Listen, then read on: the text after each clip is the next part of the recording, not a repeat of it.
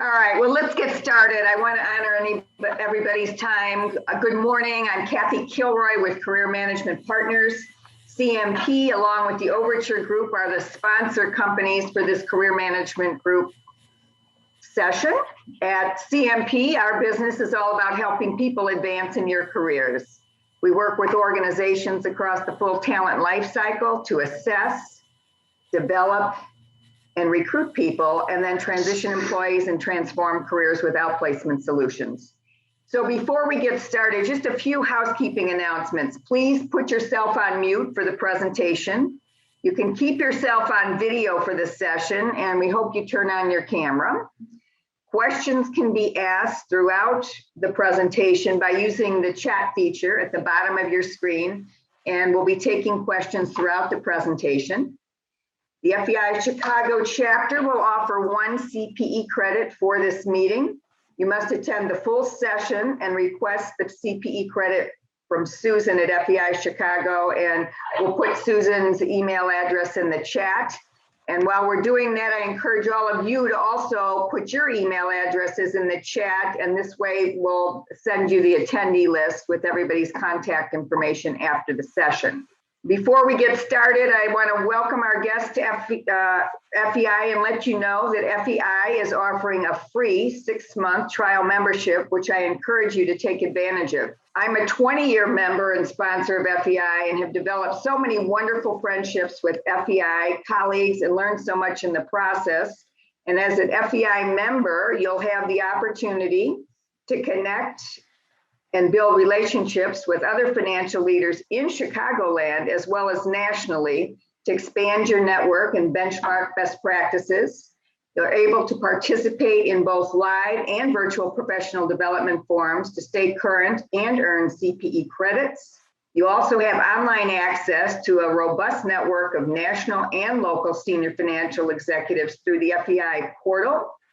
And Chicago is a very active and welcoming chapter with all kinds of social events, as well as professional development sessions. Our signature CFO of the Year Awards event draws over 900 people. We have an annual golf outing, and there are also a number of leadership opportunities on local and national committees if you're interested in participating as a career booster. You're welcome to share your FEI membership opportunities with your financial colleagues in your organizations as well. So please reach out to Susan to take advantage of the free membership. One final request, after today's session, we'll send you a link to complete a 3-minute evaluation, and we appreciate you taking the time to complete it. This morning's guest speaker today is Jon Lokhorst. He's founder of Lokhorst Consulting, LLC. Jon works with organizations to develop leaders everyone wants to follow, builds teams no one wants to leave, and delivers exceptional results. Hey, Jon, where were you when I was planning my early career? Jon is a leadership coach, a keynote speaker, corporate trainer, and author of a recently published book, which is on your screen, Mission Critical Leadership. Jon's background is like many of ours today on today's Zoom. Before launching Lokhorst Consulting, LLC, he enjoyed a 30-plus year career as CFO, CPA, and organizational leader. He earned a master's degree in organizational leadership and is recognized by the International Coaching Federation as an associate certified coach. Further, Jon serves as an adjunct faculty member in the School of Business and Non-for-Profit Management at North Park University in Chicago. Jon is also a member of the National Speakers Association and serves as a president-elect of the Minnesota chapter. Jon lives in the Minneapolis, Minnesota area, and therefore, by default, he's a Vikings fan. He did mention to me a while ago that it's great to finally enjoy football in an indoor stadium, US Bank Stadium. By the way, Jon, do you want Aaron Rodgers to join the Vikings? You don't have to answer that right now. Get him to pull a Brett Favre. You know, my heart is sad if he leaves the Packers, but whatever. In his spare time, Jon enjoys time with his 2 granddaughters. And as this is Jon's second time to present FEI Chicago chapter, I know we're in for an outstanding presentation. So Jon, take it away. The virtual podium is yours. Is it possible to be a good boss and at the same time underperform or even fail as a leader. That was the dilemma that was facing one of my coaching clients, who I'll refer to as Peter.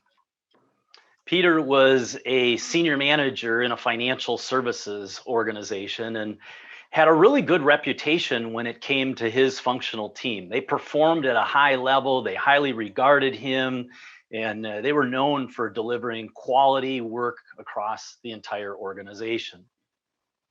However, Peter did not enjoy that same rapport with his superiors or his peers across the organization. What that led to was difficulty when he needed cooperation and he needed collaboration to move his team's initiatives forward. It also became a barrier to working together across department lines when it was important to move forward on key company initiatives. If you've been in a leadership role in an organization, chances are you've experienced some of that same dynamic at one point in your career or another. I know that that's been the case in my work as well. As Jerry said, I spent 18 years as a CPA and then have served in a variety of finance-related roles in the nonprofit sector. And there were many times where, in retrospect, I realized I didn't have that same rapport that I'm referring to for Peter. In fact, I remember one time working in a nonprofit organization. I was in a fundraising role at the time, and we were pushing forward on a key campaign that was really the brainchild and the key initiative of our CEO. I had to work together with several other departments to move that initiative forward. And I remember one time, not necessarily with great fondness, a meeting with my peers over in the marketing area. I was dependent on them doing a fair amount of work to help move this project forward. And I was astounded when I sat down in this meeting and realized that very little had been done. What was equally astounding was when I realized that that was their way of saying that they didn't really agree with this new campaign. They weren't necessarily on board with that. Now, I'll admit, in that meeting, I almost lost it. I was really frustrated. And it's only been in retrospect that I realized that part of that responsibility falls back on me. I did not do the kind of job leading across among my peers in that season that I needed to. Now, unfortunately, with this challenge, there's not a lot out there in terms of leadership development resources. That's because most leadership development is focused in a single direction on the organizational hierarchy. It's focused downstream. It's really focused on helping people to be good bosses. Now, don't get me wrong. It is important. It's crucial for you to be a good boss to the people that you lead, your team, your direct reports. But that is an incomplete view, and it's an incomplete experience of leadership. The best leaders learn to lead well in all directions, and that includes upward to their superiors, across among their peers, and then, of course, down to their direct reports. And the reality is all leadership starts with self-leadership. It's got to come from within. And that's really been a big part of my launching this new business that Jerry referred to, just about 5 years old now, where I focus largely on finance and healthcare leaders in the way that Jerry referred to earlier. It's a combination of individual coaching, team facilitation, and training and speaking, much like our event here this morning. Now, that gives you a little bit of the backstory, but let me just give you the more important or the most important aspect of that. And I've got to get back to my screen share here. And that is that I am the husband of one, the father of the three, and the grandfather of these four littles that you see here on the screen. So Jerry, I've actually added some grandkids since the last time that we were together. And they make up a big part of the reason for why I do what I do. And I'm always curious to know, do we have any other grandparents in the group today? So if you are a grandparent, would you just go ahead and type into the chat, how many grandkids do you have? And we'll see if we can get a little competition going here for the number of grandkids. And as you look at that picture, you can probably relate to how difficult it is to get the littles to focus for a picture. And this was us on Mother's Day just a few weeks ago. So they drive a lot of that motivation. And what is it going to take to create a better world for them as they grow up? It's going to take better leaders and better organizations. And so that's where I'm investing my time these days. Before we jump into the content of today's session, just a couple of tips to help you maximize the value from our time together. I know that the virtual world can be really challenging when it comes to providing a good learning environment because there are so many distractions that you don't have when you're meeting together in a typical meeting room or conference center. So I really want to encourage you, block out your distractions, clear away your email, close your other browsers on your computer, and get ready to fully participate. And you can do that. We'll have some polling questions for you to respond to. As Kathy said earlier, you can type questions into the chat, and I'll actually ask you some questions over the course of the presentation and ask you to type your responses into the chat as well. And then lastly, encourage you to take notes. You know, there's nothing, in this world of technology, there's still nothing better than good old pen and paper to write notes of your key takeaways from the session. And what are the action steps? What are the follow-up steps that you're going to take with what you learned today? So with that, Sheila, let's go to our first polling question. And this is just a quick gut check to see, are you ready to fully engage in today's session? I'm going to move forward. I mentioned the importance of your takeaways from today's session. So let me just share with you a few of the takeaways that you'll gain from participating today. And again, only answer the first polling question. We should be rolling these out one at a time as opposed to all together. So hold off on answering the numbers 2 through 4 on that. So as far as the takeaways from today, you'll discover what is mission critical leadership and get a definition of that. What does that mean? And then focus on the 2 R's of leadership and how does that impact your style and your approach to leadership. With that, you'll learn what it takes to lead well in all directions. We'll take a moment to focus in each of the directions and give you some tips, some ideas that you can take away, get your input in that as well. And then lastly, as we get into the home stretch, some tips for you to show up as your best self and deliver your best value as a leader, because ultimately that's the key. You know, how do you do that as a finance leader? And some real practical ways that you can build that. As we wrap up our session today, one of you is going to be the lucky winner. So your takeaways are going to be more than just the content and the ideas from today. We'll choose a winner of who will receive a signed copy of my book, and we'll go ahead and send that out to you at the end of the presentation. But stick around to the end. Even if you don't win that signed copy of the new book, you'll walk away with some additional resources that will help you to extend your learning from today's session. All right, so what is mission critical leadership? And you see the definition here. There's a lot of definitions for leadership, and I really wrestled with, how do you encapsulate this very broad and very deep topic and concept of leadership? How do you get that boiled down into a simple phrase or a simple sentence? And so you see the definition that I use. Mission critical leadership is using influence to build results and build relationships and deliver results in all directions within an organization, accelerating it faster and further toward its mission. And you can see some of the key words that are in there. That word influence, you might recognize that from John Maxwell.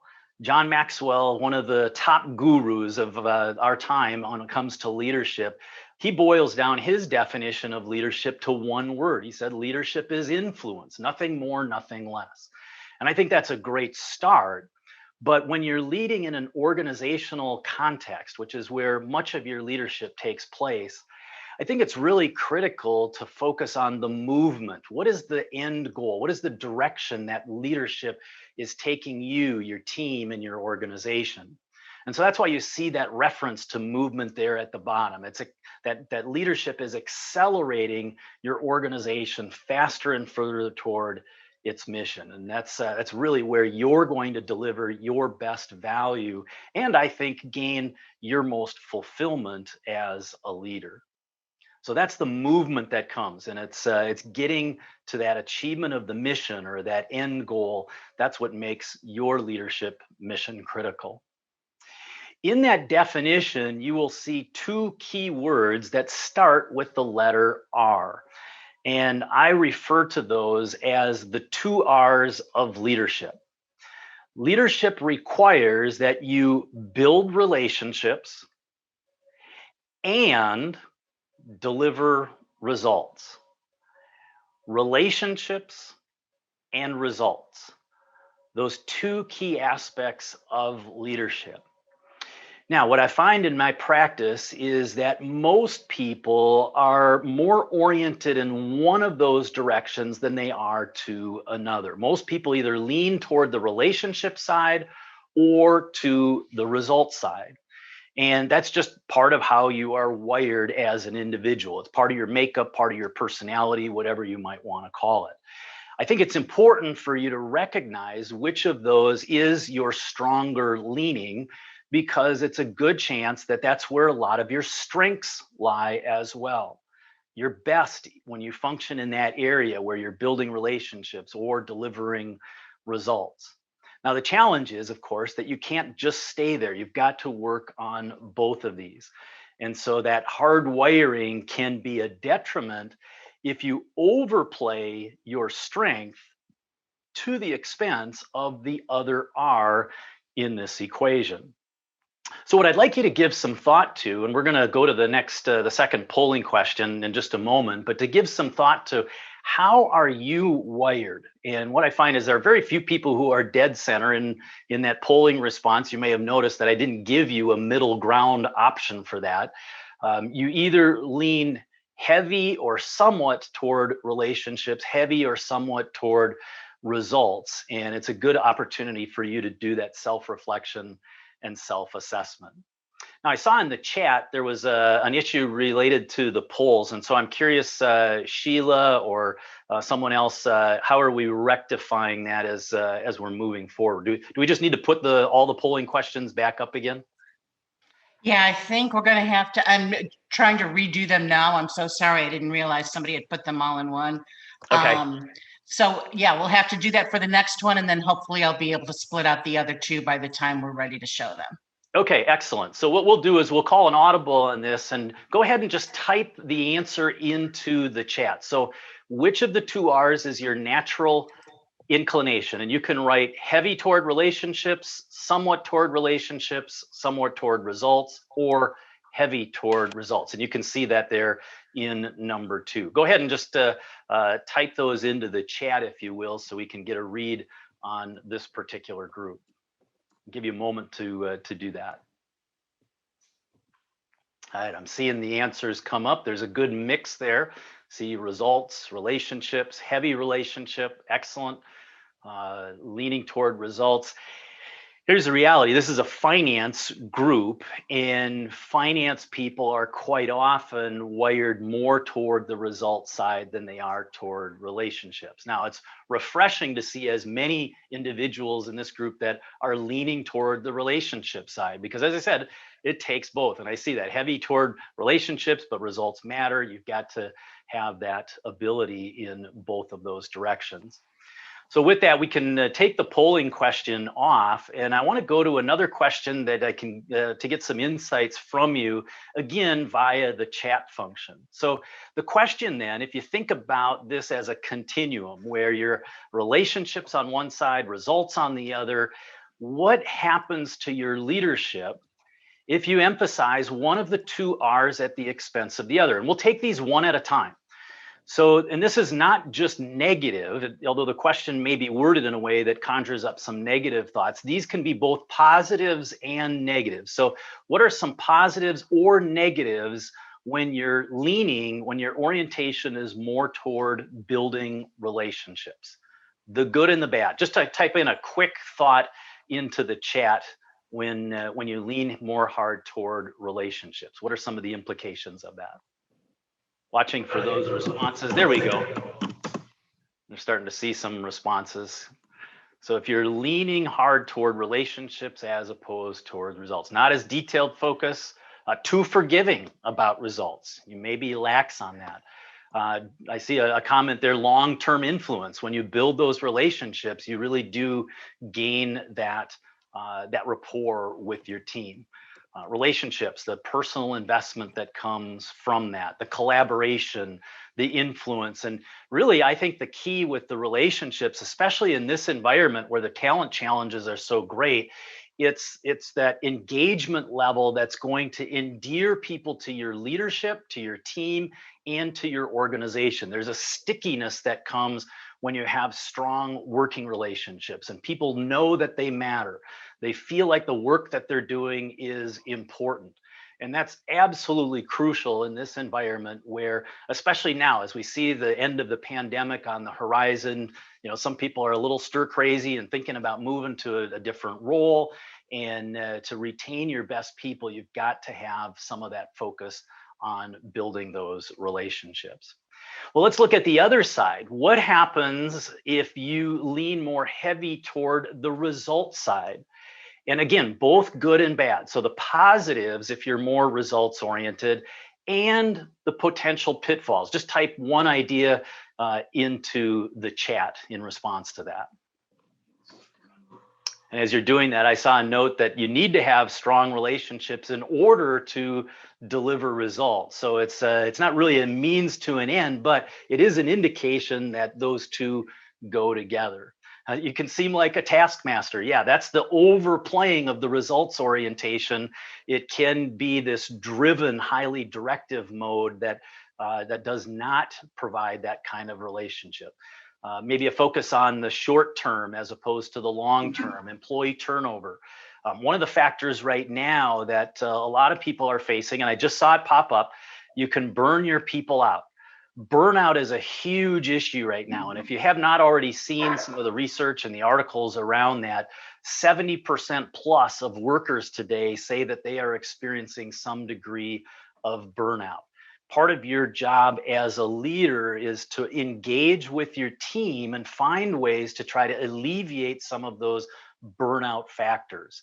And it's not that you can just, drop everything, because as we said, just the results still have to be there. But how do you do that in a way that is sustainable for your people? And I think that's going to be another key to retaining your top talent in this season. So here's the first coaching question. Which of the two R's do you most need to develop to be a more effective leader? And you can just reflect on this on your own. And I'm not suggesting that you take the weaker of the two. It's really up to you to decide. It's either leveraging that area of your strength better or recognizing that you've been overplaying that strength and you need to do some focus on the other side of the continuum. But think in terms of which of those two R's you most need to develop. And it's not on the screen, but the follow-up question, or the second question that would come behind that, is what will you do about it? What is your next step to develop that one of the two R's, either building relationships or delivering results? So take a moment. That's a great place for you to pull out that pen and paper and just make a note to yourself of your observation and then what your game plan might be going forward.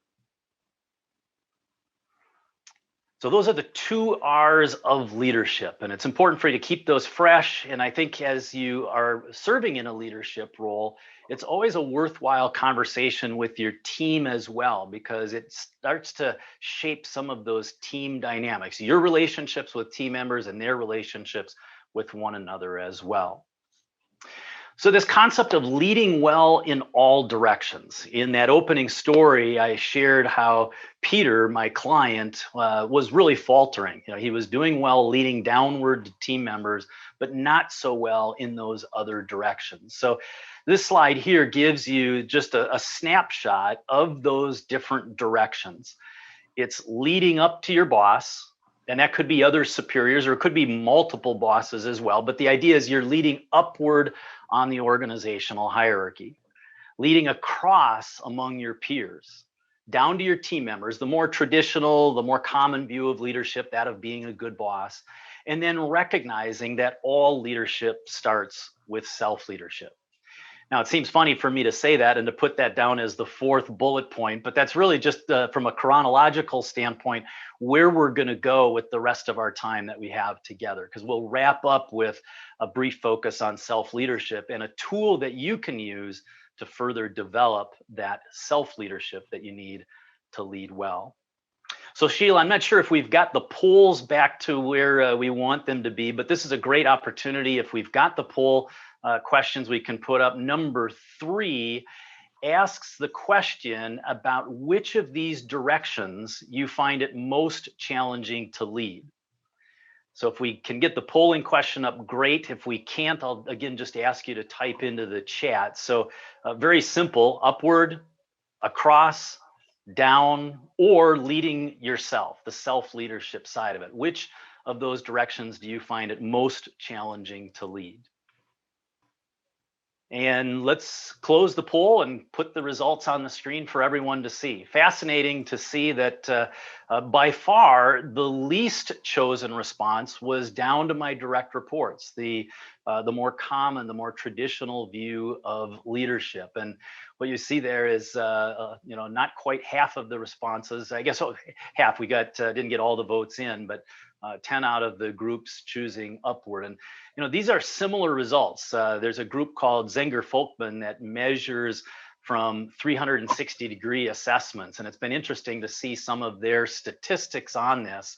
And you find that this is very common. Those of you who chose leading across, on the whole, that's been what they have found in the biggest challenge. If you measure that by the lowest ratings that come out of all of their database of 360 assessments, the lowest scores on average come in that leading horizontally or leading across. So we can go ahead and take the polling results off. And really, when you think about these different directions, to lead well in those directions requires certain leadership behaviors. And these next few slides are going to form a quiver of arrows, if you will, that you want to work on in terms of those leadership behaviors. You're going to see that I've identified each of those key behaviors or attributes, however you want to look at it, with a specific direction. However, that attribute or that behavior is not solely related to that direction. In fact, all 4 of these have some overlap across all of the directions that you would lead in. I've just matched them up to where I feel like the primary focus needs to be as you work on leading effectively in these directions. So when it comes to upward leadership, mission critical leadership requires that you develop trust with your boss. It requires that you develop influence with your peers, engagement with your team or your direct reports, and it also requires self-awareness to lead yourself and to lead yourself well. And you can see there's an acronym there. I tried to highlight, you might have seen it developing as I moved through the slides. This is really the summary that ties it all together. And it's not really an attempt at humor, but I thought it was kind of interesting how that unfolded as I built these key words that will help you to become that mission critical leader. So let's look at each of these directions very briefly and be prepared to jump in, and I've appreciated your participation through the chat so far, and there'll be opportunities for you to share your insights in this next segment as well as we look at those first 3 areas: And then we'll pause and do a quick summary and catching up before we head into the home stretch and give you that tool to help you with self-leadership.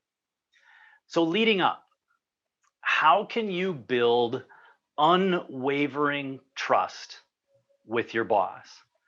And I chose that word, that descriptor, unwavering, very intentionally. Your boss has to have that level of trust in you in order for you to lead up effectively. I'll never forget the coaching conversation that I had with a leader in the nonprofit industry. We'll refer to her as Samantha this morning. And as we were talking, she was sharing some frustrations about the relationship with her boss and some struggles around leading up. And based on the polling earlier, some of you can relate to the position that Samantha was in. And it was interesting when we started talking and I shared this concept of leading up. And her response to me was, seriously, I need to lead my boss? And I just let her sit with that phrase or with that question for a moment to let it settle in and for her to think through the answer to her own question. And where that took us was in a very interesting and very productive conversation about why it is so important to master this ability to lead up to your boss.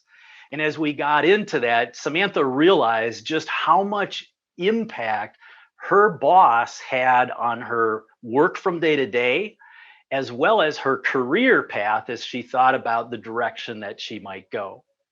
And as we got into this deeper and deeper, and I just asked more of these questions about why is it so important to learn to lead up, the other light bulb that went off for her was that, well, you're always going to have a boss. Very few people get to be the top dog in their organization. And so from the very start, why are we not teaching the individual contributors that are just entering the workforce this ability to lead upward to their boss? And I'll let you kind of resonate with that as you think about some of the new people that you might have opportunity to lead either right now or somewhere down the road. So that impact, the significant role that the boss plays, as well as this idea that you're going to be leading up through your entire career. And even if you do get to a CEO role, there's always that board of directors. If it's professional services, it might be a board of partners or an executive committee, but there's going to be some aspect of leading up unless you are like the owner of your company.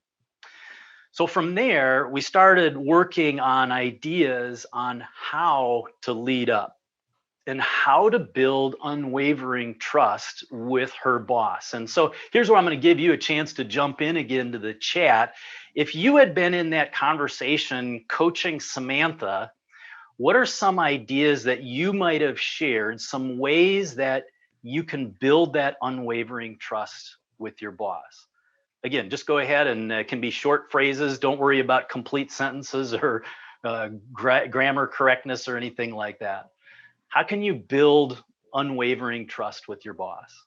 Loyalty, spending time, looking at the pictures on your boss's desk. I think that's a unique one, Jerry, and it's helping to get to know who your boss is as a person, even beyond looking at how they function in the workplace.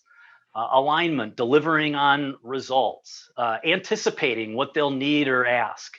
And some of you that may be close to my generation might remember the old TV show MASH, that Radar O'Reilly, who could always anticipate what his boss was going to need and be prepared to deliver on that.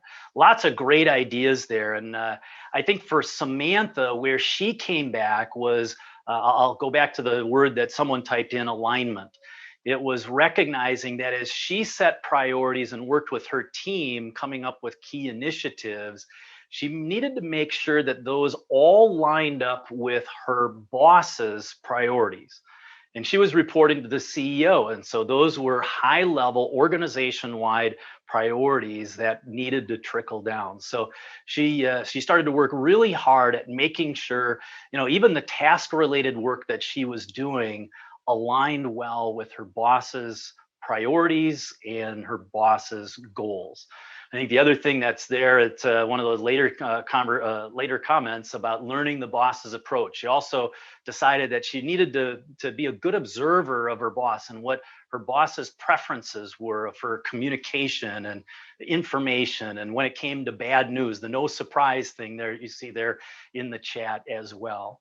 So really great ideas, and to think in terms of building that unwavering trust. And if you are the boss, you can flip the script on this and you can engage your team. Why not take the mystery out of it? Go back to that comment earlier about those early career workers. Why not help them understand what it takes to lead up well to you? You'll find that your working relationships are that much better, and it ties into that comment about engagement when it comes to your team members. So leading up, that unwavering trust that you need to build. Leading across draws this question about influence. How can you develop greater influence among your peers? And there's a good chance that your peers are other leaders, perhaps department heads, division heads in other parts of the business or other parts of the organization. If you go back to my story earlier about Peter, this was where he decided he needed to spend most of his time in coaching. He recognized that his relationships with his peers were not where they needed to be. And in reality, he viewed some of his peers as more of an irritation than he did as collaborative partners. And so Peter made a commitment to work really hard on strengthening those working relationships and seeing himself as needing to lead in that environment. Seeing that some of the frustration that he had had about moving some of his team's initiatives forward, or places where he was running point on company initiatives, seeing it as a need to lead among his peers, even when there was no role power that he had to draw on. He couldn't just go to his peers and say, well, you need to do this because I told you so. The response might come back, and I share this story in the book because I was a firstborn, and my younger siblings wanted to tell me to do something. My response, I remember, "You're not the boss of me," was one of the easy comments to fire back at them. So if you think about that work with Peter and Peter's efforts to develop that greater influence among his peers, what are some specific actions that Peter might have taken? What are some ideas that if you were coaching Peter, you would give him to develop that influence?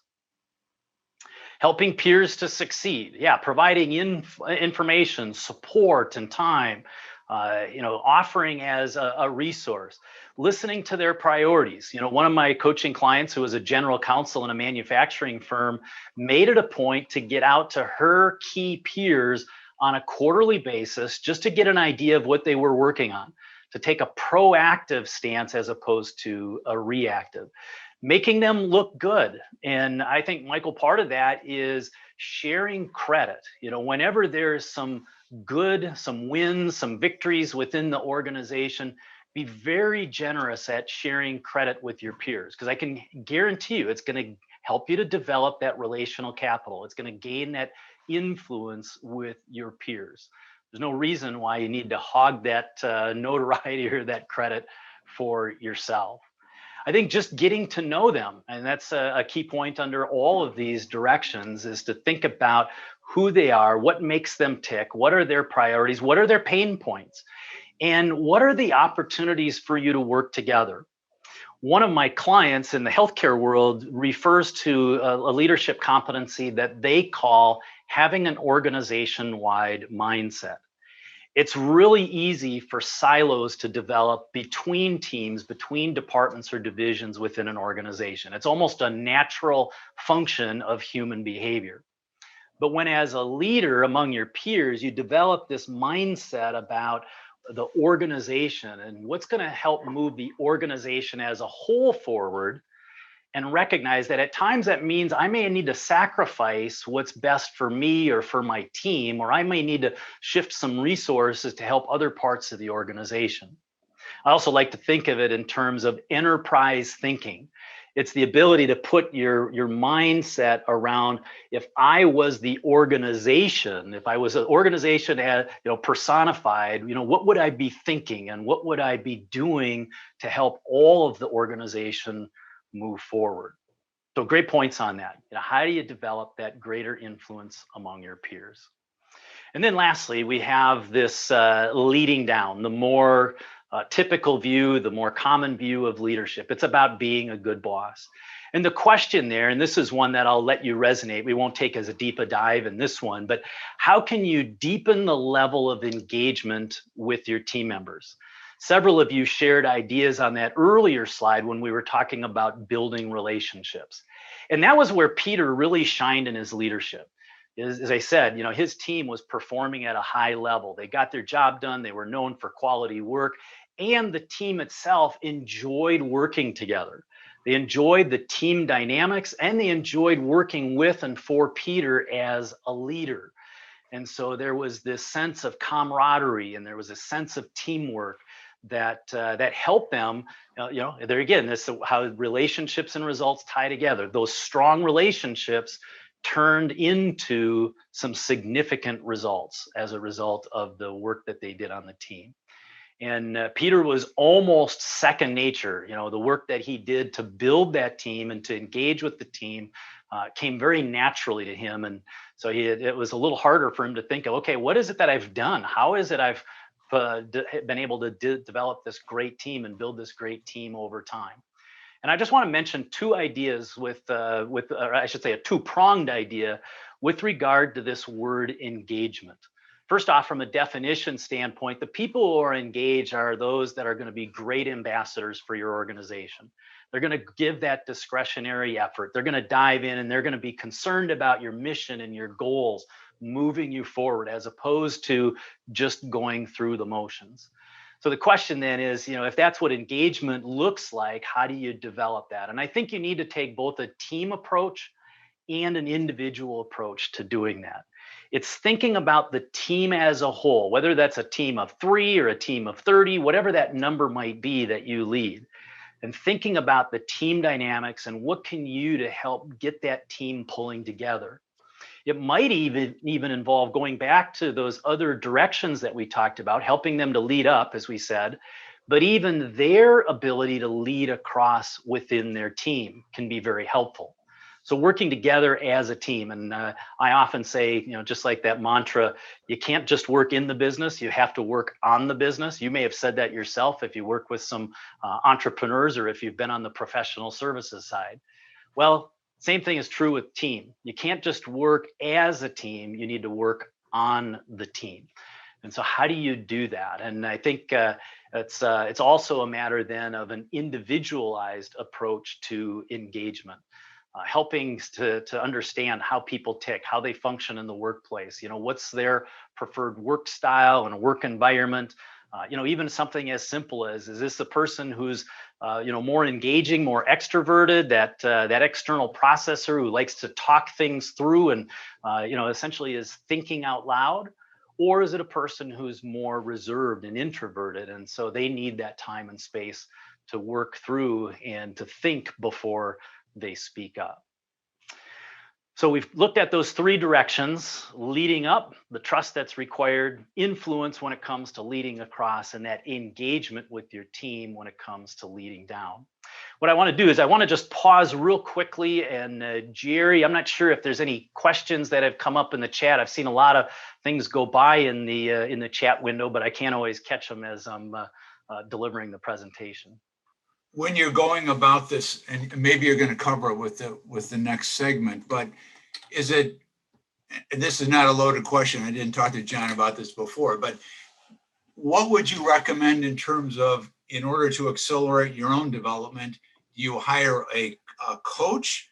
Do you try to find a peer perhaps in the same company, or a senior level person in the same company that you can trust and that might want to be your mentor, or possibly going out if you've got a friend in a different industry, but some at the same level? Any thoughts on that? Yeah, great question, Jerry. And I think even though you use the word "or" in there, I would say all of the above.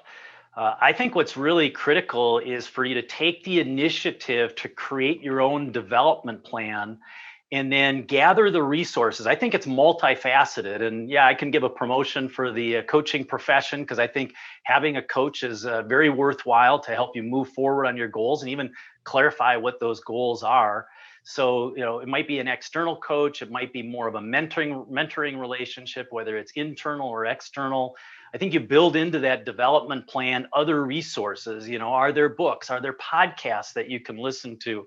Are there certain thought leaders on this concept of leadership that you want to subscribe to their email newsletter? And there's no shortage of information there, but if you boil it down into a leadership development plan and get real specific in terms of your steps on that, and you use that to, you're continually updating that to move forward, I think that's the way that you're going to most grow and develop as a leader. And I'd be glad to share a framework with you on that if you want to reach out to me. So with that, let's transition to the last polling question. And the question is this: it goes back to those behaviors or attributes that, and which one of those would you most like to master? If you think about where you're at today, where you've got the work that you need to do, which would you like to master? Building trust, expanding your influence, deepening engagement, or developing self-awareness? See the polling responses that are coming in quickly on that. So thanks for your response. And again, while we matched each of these up with one specific direction in this talk, there's overlap. They apply to all four of those directions in one way or another. See, most of the responses that have come in, and right now the overwhelming favorite is expanding influence with about 60% of the vote. So I think we can go ahead and close the poll at this point, and we will move forward to wrap up with this notion of leading yourself. What does it mean to be a good self-leader? Because all leadership starts with self-leadership.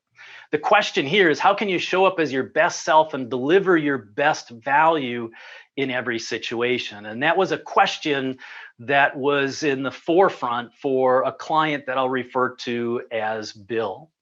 Bill was at a crossroads. He had a great job. He was a financial analyst for a multinational corporation. He loved his job. He loved his company, what they were all about. And yet he wanted more. He really wanted to elevate. He wanted to promote into a manager role. And so you can imagine Bill's frustration when every time the notification would go out of the new promotions, his name was absent. And he'd see his peers getting promoted above him. He started to think, well, maybe I need to start talking to these recruiters or the headhunters and just move to another company. Maybe that's my best option to move into some type of management role. Maybe it's just not going to happen here. But he came to me in coaching and he asked this question. He said, Jon, what is it going to take for me to be promoted? Like any good coach, I turned a question back on him and asked, well, how are you viewed? How are you perceived in the workplace? What is it that others see when they look at you and when they experience you in the role that you play? And he went on to say, he said, Jon, I do good work. I've got my reports are accurate. They're done on time. I get them out to the right people. I'm a good team player. People tell me that. I get along with others in the organization. And my performance reviews are on the whole pretty good. No major concerns or anything like that.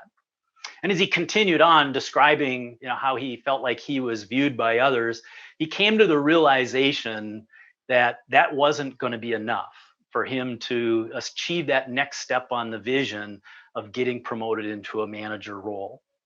So my comment to Bill was, I think you need to show up differently in the workplace.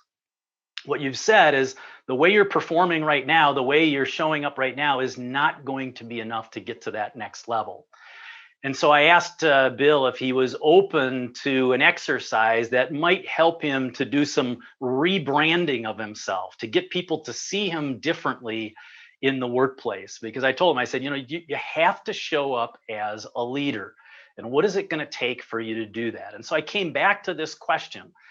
And I challenged him to come up with 3 words that would describe him when he shows up as his best self and delivered his best value in every one of those situations that he was involved in. He was up to the challenge, said, okay, yep, I'll work on that before our next coaching session. Fast forward to the next coaching session, he comes in, he's all ready to go. He's like, John, I've got my one word. And I paused, I was curious because I think I said 3. And so I said, well, I suggested 3 words. And Bill said, nope, I got it boiled down to 1 word. I want to be known as a fire starter. Now, remember, Bill was a financial analyst, not necessarily the type of role that you would associate with being a fire starter. So I was really curious now and asked him, okay, what all does that mean? And Bill's response was, I can run the numbers up, down, sideways, create analysis, create reports, data. I can generate all kinds of stuff for the managers in our company. But that is not where my best value comes from. My best value comes from taking those reports and turning them into insights and even thoughtful questions that I can bring to our managers who are leading these different parts of the business.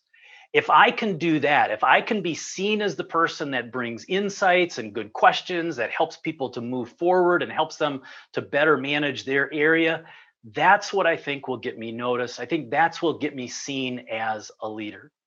So he worked on a plan and specific tactics, specific actions that would do that would help him to get known as a fire starter.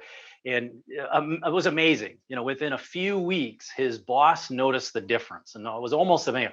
You know, what's going on? You know, you're like a whole different person here in the workplace. And it was just a matter of a couple of months later, I got the email from Bill saying, John, it worked. I got that promotion that I've been looking for all this time.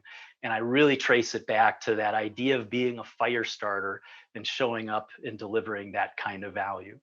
Now, I can't guarantee you're going to get that type of result or that it's going to happen that quickly.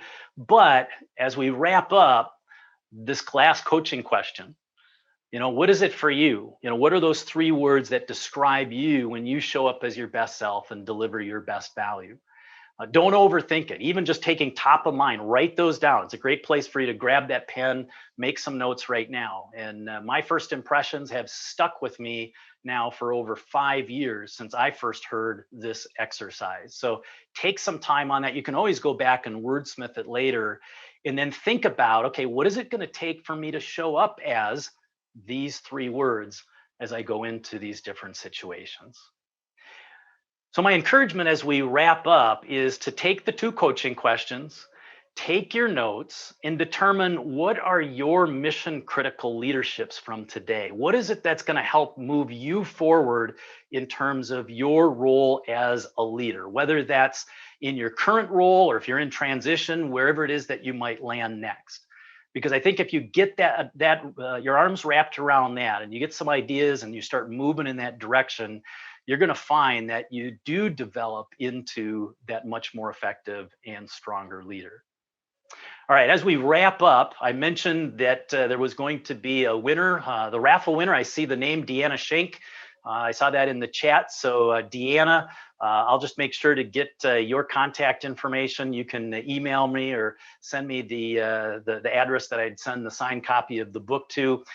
If you didn't win, there's still some resources available to you. The first one is you can download a free chapter from my book at the website. You can see the page reference there, missioncriticalleadership.com. You're not required to type in an email address or subscribe, so it truly is free. And you can at least get a feel for what the book is about. And then if you'd like to explore any of the ideas further, I've set aside some office hours, and there's a special URL link that you see there on the bottom of that slide that you can use to schedule a 15-minute call. And really anything from the topic today or how you could start promoting these concepts within your team, glad to have some dialogue. That's one of the things that I miss about not being in person. I will hang around after we wrap up here in just a moment if there are some specific questions and you want to just catch me at the end. But feel free to use that link if you want to schedule a call to go into more depth. You've got my contact information here at the end of the slide deck, and here's my parting challenge and encouragement to you. Lead well and multiply your impact. And with that, we'll turn it back to Kathy for a final wrap up. Thank you, John. What a great presentation. Such high impact for all of us. I loved, you taking us through why it's important to lead in all those directions, but then importantly, really providing the how-to strategies and the story examples of how to do it. So great information and takeaways for all of us to put those 2 coaching questions to use. So with that, my friends, thank you for joining us. We're getting great comments from all of you. It's very insightful presentation and useful information we're all going to take away today.